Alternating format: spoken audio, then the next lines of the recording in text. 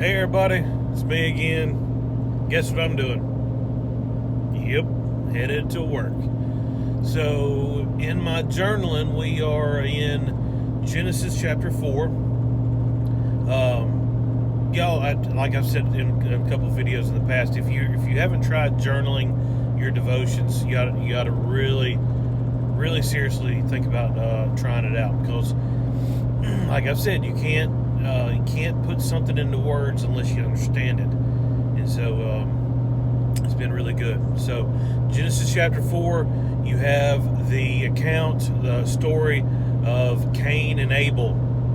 It says that Eve and Adam knew each other. They had an intimate relationship. They had two sons, Cain being the oldest, Abel being the youngest. You have Cain, who is a farmer. He tills the land. He brings forth fruit from the ground. And you have Abel, who's a rancher, tending to sheep, goats, cows, horses, all that. So two boys that are in two different professions.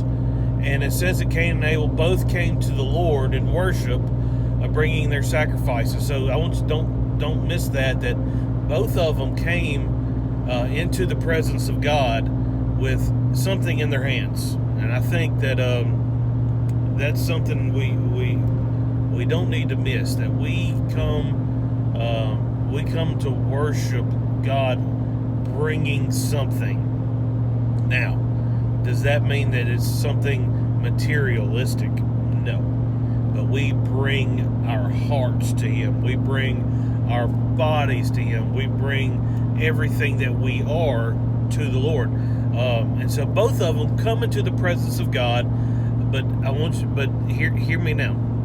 Here's kind of the big idea. Both of them came into the presence of God, but only the presence of God was with one of them. And that was Abel. And Cain is like angry, frustrated that his sacrifice was not accepted by God. Abel's sacrifice was accepted. Cain's was not. Cain is mad at his brother. Do you think anybody is mad at you when you're in church? Let that sink in for a little bit, because that's what happened with Cain and Abel. The problem was nothing with their offering. Both of the offerings were good. The problem was the heart behind the offering. Cain came before the Lord as a religious man, while his brother Abel came before the Lord as a righteous man. And we find that in the New Testament, as the apostles tell us about the account of Cain and Abel. And we find that Abel was a righteous man, and that his heart was right with God. And so his sacrifice was accepted. Cain's heart was not in a relationship with God, but he was religious.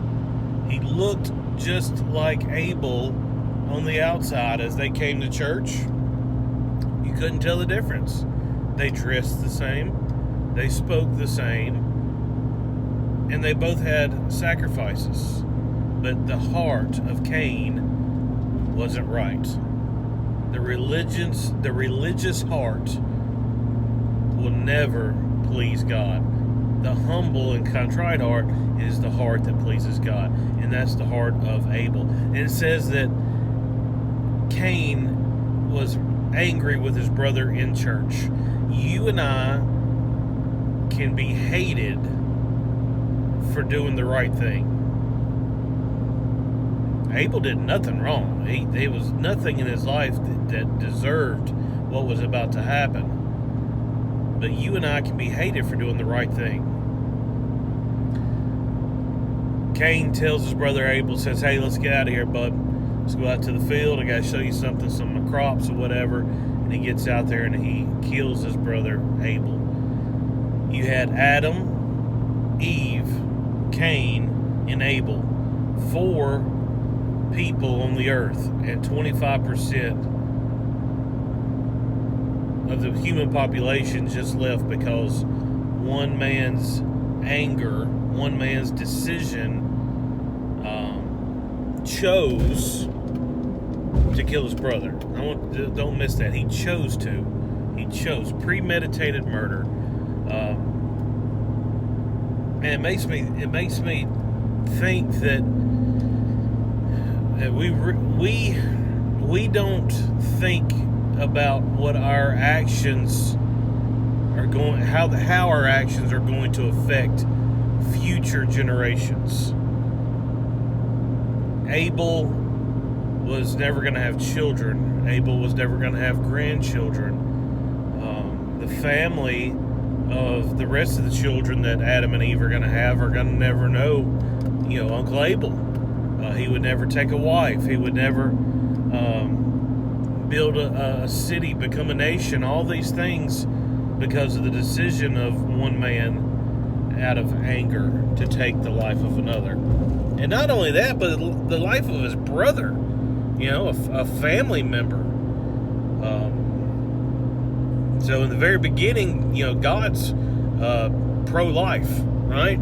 He's saying, he tells the family, says, go, be fruitful, multiply, subdue the earth, fill the earth, have dominion over the earth. And we see Cain being the first person who is pro-choice, deciding to take life, to make that decision for someone else, that their life doesn't need to exist. And so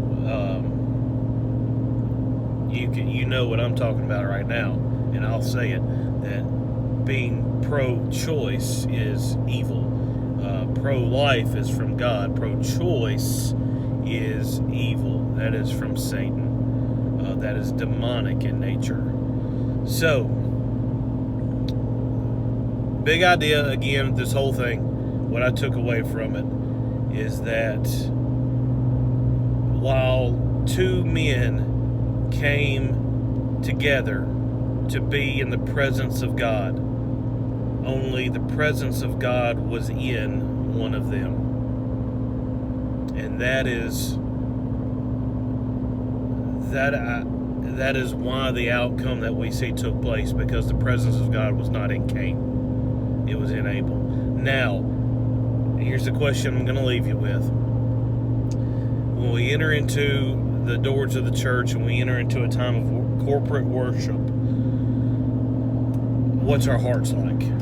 Do we have a softened heart like Abel, one that's prepared to worship the correct way with a correct heart? Or do we enter into those doors in time of corporate worship with a heart like Cain, a hardened heart, a heart that's religious, but not a heart that's righteous? So, think about that. Anyways, Pastor Shannon signing off. Remember, hey folks, just one counted among the redeemed. That's it. Have a good day.